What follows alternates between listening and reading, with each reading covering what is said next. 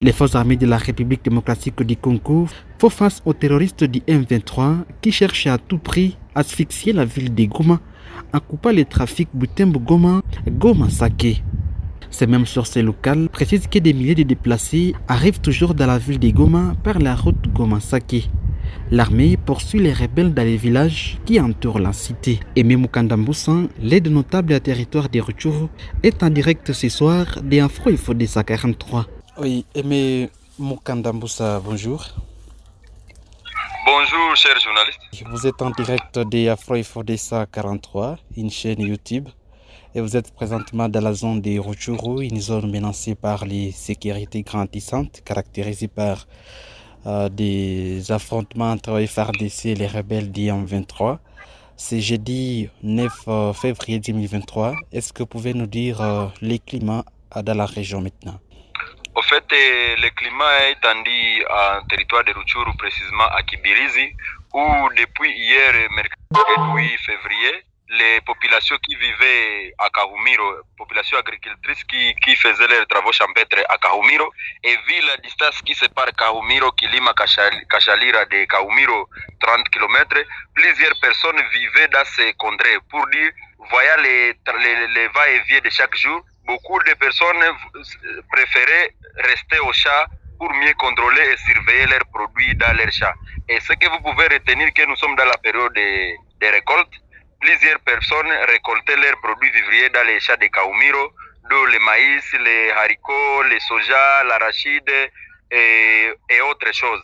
Et nous signalons que depuis l'avant-hier soir, la nuit du 7 au 8, les M23 se sont encamparés de Kahumiro. Ils ont massacré plusieurs personnes. Difficile de dire le nombre, mais il y a eu massacre à Kahumiro la nuit du 7 au 8.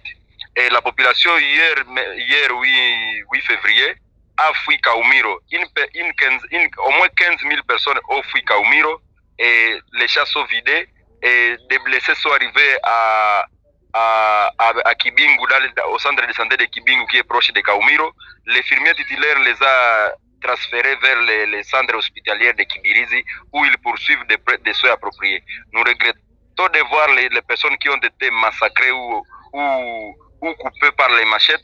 Et c'est l'armée rwandaise que nous accusons qui fait tous ces actes là-bas. Nous voudrions voir l'implication de la communauté internationale qui est représentée, qui est comme arbitre de tout ceci. Nous avons l'arbitre qui arbitre l'EAC, l'armée kenyane qui est à l'arbitre principal, la MONUSCO qui est à Kiwanja, Nyamilima, Rwindi et ailleurs. Nous les considérons comme des arbitres. Même si la cour pénale ne veut pas considérer ce génocide qui est perpétré à Kishishe, Kahumiro et dans les Rutshuru, un jour le tribunal de Dieu viendra. Oui, et bien Mukanda, je disais, est-ce qu'il y a eu des affrontements? Nous avons consulté votre compte WhatsApp. Vous avez parlé des quelques affrontements qui ont été signalés à environ 20 km de Sake, c'est-à-dire 20 km de la ville de Goma. Et vous avez dit que la population de Goma n'a pas à craindre. Est-ce que vous pouvez encore une fois revenir sur cette question, sur tous les affrontements qui se poursuivent encore? Oui. L'ennemi, il y a eu affrontement aujourd'hui dans l'avant-midi de ce jeudi 9 février aux alentours de Sake, à une dizaine de kilomètres de Sake, sur la route Sake-Kichanga, et les M23 ont voulu déborder. Et depuis là-bas, nous avions dénoncé les complicités de certaines personnes à Kiloliru et à Mushaki. Là, il y a des fermes de hauts cadres rwandais, les fermes de hautes personnalités de la République comme Joseph Kabila que je cite à Passa. Et nous signalons que Joseph Kabila a un ferme de plus de 20 km à Kiloliru. Il y a des responsables qui ont des fermes à Mushaki. Kiloliru et Mushaki, là il y a l'infiltration totale puisque même les bergers qui sont dans des fermes sont soupçonnés d'être des militaires de l'armée rwandaise qui se passent aux bergers. Pour dire, nous voudrions voir des couvre-feux dans les fermes avant même la chute de Kiloliru, avant même la chute de Kichanga. Vous avez vu comment l'ambulance de FARDC a été embuscadée par les bergers, soi-disant M23, qui se sont déguisés à M23.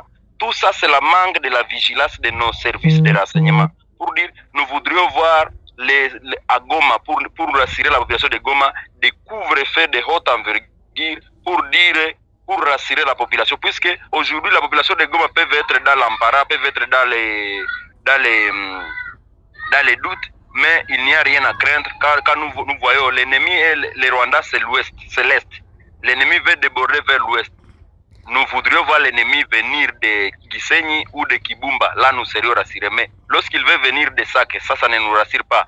Ce que je peux conclure est que l'ennemi veut à tous couper la route Goma-Butembo à passer par Kichanga, comme il a coupé Goma-Butembo à passer par Ruchuru Centre, pour asphyxier la ville de Goma et pousser la population à renoncer la confiance aux autorités de l'État comme les chefs de l'État, qui combattent diplomatiquement et sur terrain. Après Goma, vous voyez, il y a les mines de colta et castérite à Rubaya Masisi. Après là, nous avons les mines d'or. Il y a une réserve de l'or qui est à Walikale, là où Alpha Mine a signé des contrats à Walikale. Ce n'est pas loin de Goma. Non loin de Kibirizi et Kishiche. Nous avons les mines de pyrochlore qui a été exploitées par des Allemands. Aujourd'hui n'est pas exploité suite à la sécurité. Les 3 mines sont visées par l'ennemi et vous voyez que le Rwanda est allé signer avec le Qatar le contrat de l'or. Où est-ce que cet or, le Rwanda n'a pas de gisement de l'or, chez eux il n'y a pas de gisement de l'or, mais ils visent prendre Walikale, les mines de Alpha Mine pour exploiter pendant 2 ou 3 jours et pour payer les dettes du Qatar, vous voyez. Vous dites donc pour le moment il y a calme ou bien les affrontements continuent même jusqu'à présent? Pour l'ennemi dans les chaînes de Virunga, dans les collines dans les volcans Nyiragongo et Nyamulagira, c'est là où ils se cachent maintenant. Avant même le M23, c'est parc caché les FDLR, caché des groupes armés. Le parc national de Virunga est devenu les sources de la sécurité à l'est de la RDC. Pour dire, il fallait même cultiver ces parcs pour que ça se devienne des plantations. Merci. Eh bien, Mukanda Moussa, nous rappelons que vous êtes notable dans les territoires de Rutshuru. Merci d'avoir répondu à nos questions. Merci beaucoup à vous, chers journalistes. Voilà, c'était là Aimé Mukanda Moussa, l'aide des notables dans ces territoires de Rutshuru, un territoire aussi menacé par cette insécurité entretenue par cette rébellion du mouvement du 23 mars. Il faut le dire, madame, ici, que jusqu'à présent, des détonations en armes lourdes et légères continue toujours à se faire attendre à plusieurs entités du territoire de Masisi et Nyiragongo. Et c'est par là que nous arrivons à la fin de cette émission. Madame ici, merci de suivre Afro Info 243. Merci infiniment pour vos différents commentaires, likez et partagez la vidéo. Et surtout, n'oublie pas d'activer la petite cloche de notification pour ne rater la prochaine de nos productions. Je suis Richard Maliro Kakule pour Afro Info 243.